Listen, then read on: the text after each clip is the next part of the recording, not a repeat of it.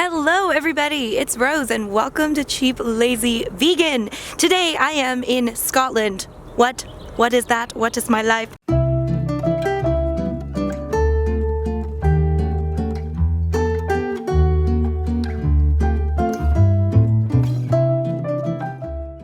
Hey guys, today's video is part 1 of my vegan food in Scotland series where I show you guys the amazing vegan food and culture that Scotland has to offer. This video is sponsored by Visit Scotland, the Tourism Bureau of Scotland, who very kindly sent me to spend a week in Glasgow, which is one of the most vegan-friendly cities in the UK.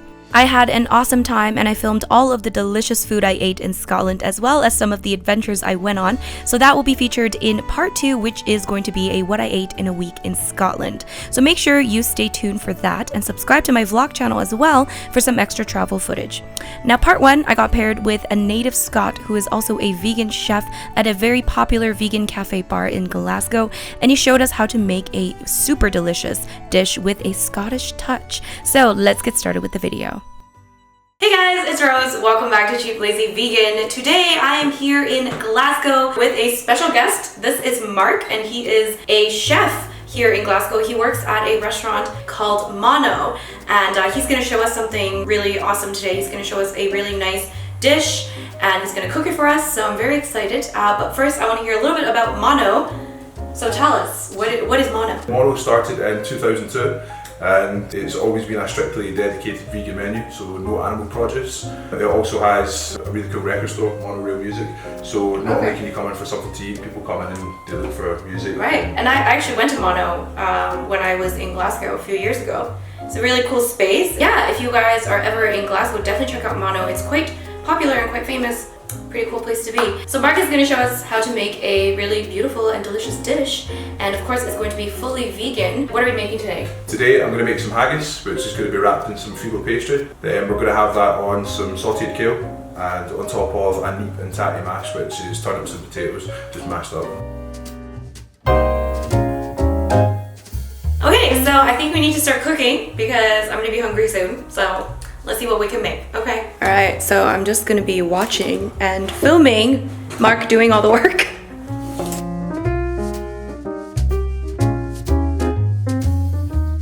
So we've got 350 potatoes chopped up, 350 of the turnip, just with the turnips cut a little bit smaller than the potatoes. And we're just gonna cover those in cold water and bring that up to the boil. On the side. Perfect. We just turn the heat on and just bring them up to the boil.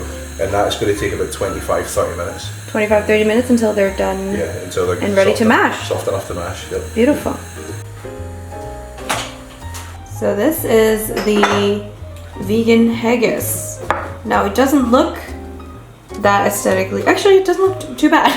That is why it's getting wrapped in pastry. To make it look pretty. Okay, so as we're preparing the haggis, we're gonna talk about haggis a little bit. So haggis is traditionally made from ground up like organs and stuff like that from sheep. Yeah, from sheep. But they say that it was mainly the flavor from the spices that was what really made haggis. All right, let's wrap up some haggis, vegan haggis. So this is just field pastry, and this is obviously vegan as well. So this is incredibly thin. So what we need to do is to double it up. So you just open it out and find one of the sheets. What I would suggest as well is when you're not working on it, if you keep it airtight, or you get like a clean damp cloth and put that on top as well, because it is so thin it does dry out really quickly. Okay. It's also very delicate as well. Be as gentle and kind with it as you can be. Okay. Or you could just eat it like this if you're lazy. So what we do just very carefully is just cut a length of it. Okay. And just place that down just so we know that we're roughly cutting about the same size. There we go. And this is just this thing. Just roll. So what we're going to do with the pastry here, because it's quite thin, we're going to double it up so that when we wrap it and the haggis begins to cook and it begins to heat up, it's not going to split the pastry open. Just take a little bit of oil. You can do this with melted vegan butter as well, but this is just a light olive oil. So you just give it a nice brush as well, just making sure that you're not going to tear it, because as I say, it's very delicate. What you want is just enough to cover it. You don't want it soaked, but you want just enough that it's going to help the other sheet to stick. There we go. So what we do now is just carefully place another sheet on top, and as you begin to see, it will stick. And then just push out the air, because we don't want any air pockets either. And there we have it. Beautiful. So now with the haggis, what we're looking to do, and this is a bit where you get your hands messy, we're just going to create just a little bit of filling. This as well, when the haggis comes out of the fridge, it's pretty stodgy, so it's quite easy to shape. I'm so excited for this. I really hope you enjoy it. I think I will. There we go, so we just compact that down.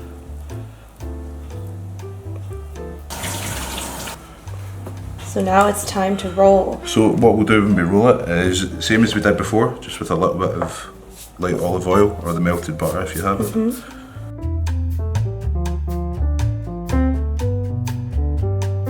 Just brush here, and it's just important that you get a little bit here around the edges. So it'll stick?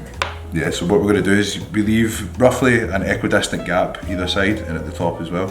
And what we're going to begin to do, this is the tricky bit, we're going to fold it over. We're just going to make sure that it stays as straight as possible as we fold it over. And it doesn't matter if it doesn't stick 100% just now, because we're just going to roll it over on itself anyway. So we'll just do the same on the other side. So on the inside here, just where we folded it over, we just need to give that a little brush as well, so that when we fold it over on itself, it's just going to seal, it's going to stick nicely. Perfect. This is like fancy man's haggis. So here we go, we roll it over. And what we do is just create a little bit of shape, so very delicately, just pull it over on itself. Begin to pull it back. And once we're happy with it, we just tuck it. We begin to roll it over. Right, we push down, and there we go. And voila! We've got a haggis spring roll. So now that we have a wee haggis spring roll, we're just going to give that a light brush so that when we put it in the oven, it just colours up nicely. You can also just tidy up the edges as well if you need to. And just also make sure that the seal is nicely pressed down, but we're going to put it with the seal down on the tray anyway, so perfect. It won't open up.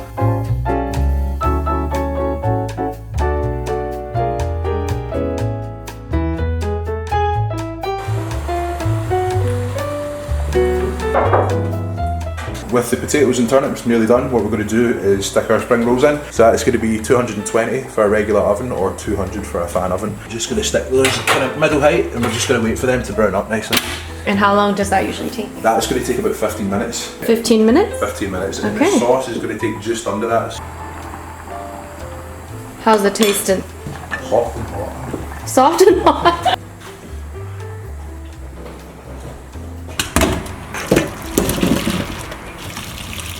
And we'll just leave that just to dry out.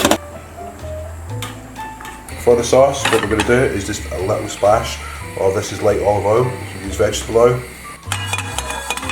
So this is just half a shallot for our sauce. So this is just half a diced shallot. I need to learn how to dice.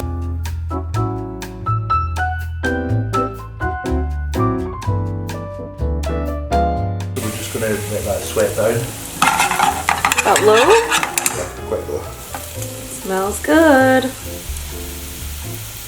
Once we've had the shallots sweating down for a couple of minutes, just going to add in 25 ml of whiskey. Whiskey. We're cooking with whiskey, guys. Once we've got the 25 ml of whiskey in, we just reduce that down until it's pretty much gone. Okay. Just to intensify the flavour. Then what we have here is 50 ml of veg stock.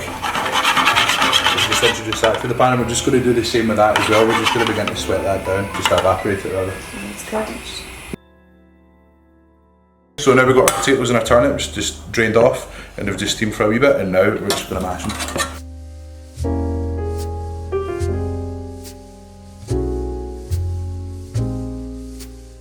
At this stage, it depends on what kind of texture you like. You can add some vegan butter or some vegan cream to it if you want.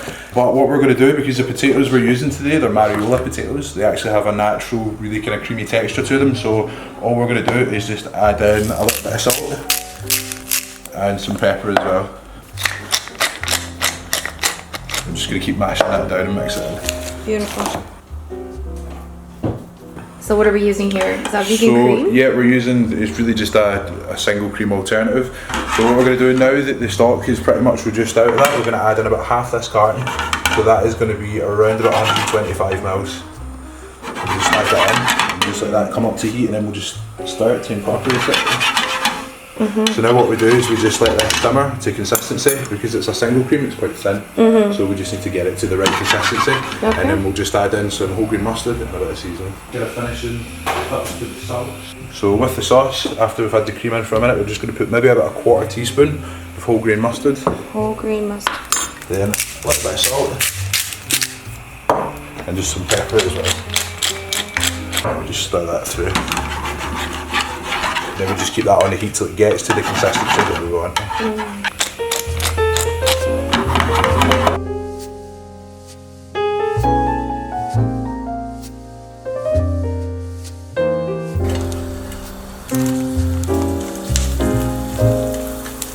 So we've got our sauce on, we've got our mash done, our spring rolls in the oven. What we're going to do is just put some kale in the pan here, and for the two of us, I'm just going to put pretty much the whole pan.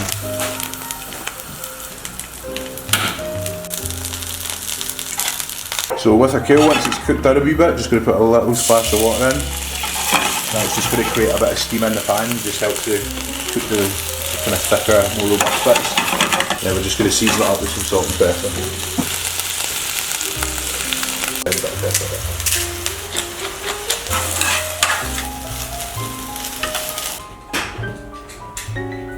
Success! Imagine if you dropped them right now. Good. So that is what you want your spring roll to look like if you are a perfectionist, like Mark over here.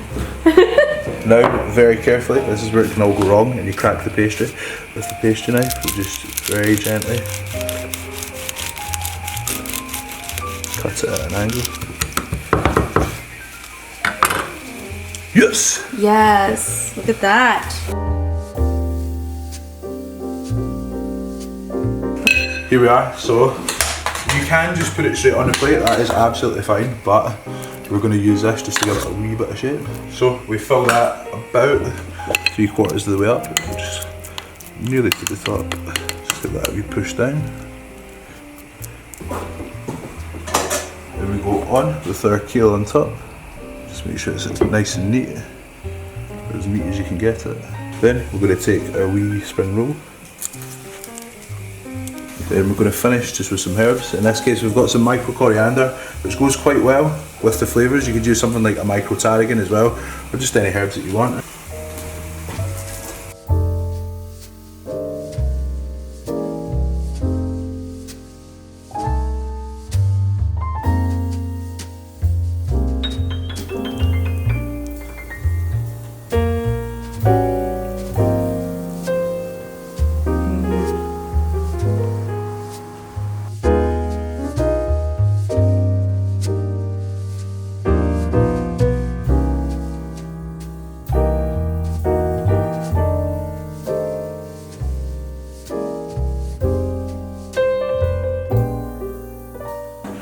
All right, we are finished and we are ready to eat. Let's go. You are ready to eat. You're like fully ready to go. I don't want to ruin this beautiful presentation. Exactly. There's no delicate way to eat it. You know what? I'm just gonna be a savage. Should I just put a little bit of everything? You can do it. Yeah. Oh my gosh, you guys. Oh my god, so good. That is so good. Thank you.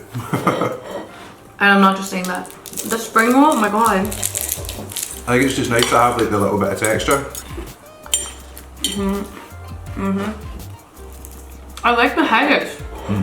Really good. I don't know how to describe a flavor. It's very like savory. So, you're a vegan. How long have you been vegan? I say that kind of on and off about 4 or 5 years. What's it like being vegan in Glasgow?